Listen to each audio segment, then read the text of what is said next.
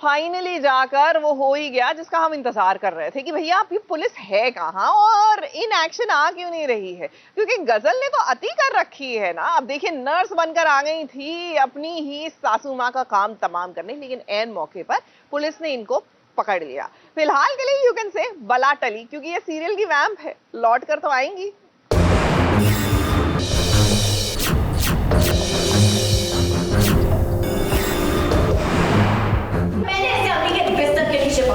सब बेहोश थे सिवाय तुम्हारे। तुम अम्मी के कमरे में थे, उनके बेड के नीचे, और वो भी नर्स के कॉस्ट्यूम में। अब बताओ क्यों? वो क्या बोलती बात हो गई तुम्हारी? जवाब दो, तुम नर्स के कॉस्ट्यूम में क्या कर रही हो?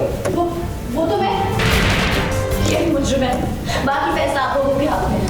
गजल की चोरी पकड़ी गई है। वैसे हम जानते हैं कि आप सोच रहे होंगे कि इसमें कौन सी नई बात है। गजल को तो कितनी बार दुआ ने भी रंगे हाथों पकड़ा है, लेकिन कोई न कोई बहाना बनाकर 3-5 करके वो खुद को बचा ही लेती है, और आज भी वो कुछ ऐसा ही करने की कोशिश कर रही है। मैं झूठ नहीं बोल रही हूँ डॉक्टर साहब, मैं अपनी अम्मी को क्यों मारना चाहूँगी? वो अम्मी जो मुझसे इतना ज्यादा प्यार करती है, मेरी तरफदारी करती है, ये सब लोग ऐसा देख नहीं सकते, इसीलिए मुझ पर इल्जाम लगा रहे डॉक्टर साहब।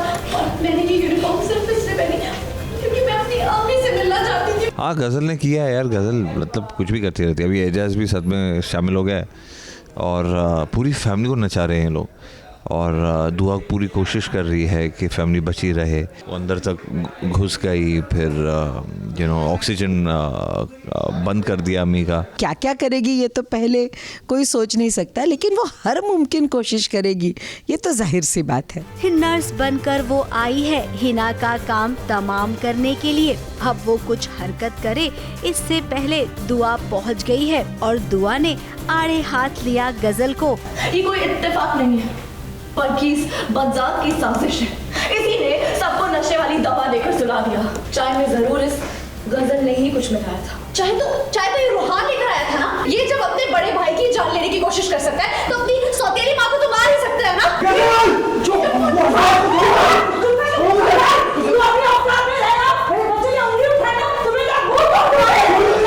वो चाहती है कि हिना मर जाए, इसीलिए तो पूरे खानदान को बेहोश कर देती है ताकि रास्ते के सारे रोड़े हट जाए। इरादा तो उसका बहुत ही शातिर और गंदे इरादे से आई है, मारना चाहती है। अब गजल की दादागिरी तो देखिए सबके नजरों के सामने हो रहा है, फिर भी वो कुछ मानने को तैयार नहीं है। इतनी हिम्मत है गजल में। गजल का जो कैरेक्टर है वो बहुत अनप्रेडिक्टेबल हो गया है, कुछ भी कर सकती है कभी भी। उसको किसी चीज़ का मुझे लगता है डर ही नहीं है, खौफ ही नहीं है।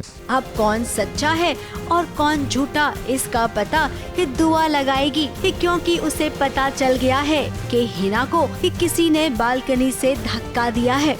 इससे तो मैं निपटती हूँ। ये जानबूझकर हम सबको उकसाना चाहती है, ये बातें गोल करना चाहती है।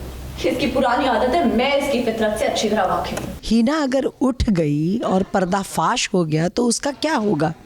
तो वो तो हर मुमकिन कोशिश करेगी कि ये बचे नहीं, लेकिन जो ऊपर वाले की मार है वो तो पड़ेगी। अब ये मामला अदालत तक जाएगा और वहाँ पर खूब सारी दलीलें रखी जाएंगी। दुआ और हैदर के लिए ये केस जीतना इतना आसान तो होगा ही नहीं। मुंबई से कैमरामैन सुजीत मिश्रा के साथ एबीपी न्यूज रिपोर्ट।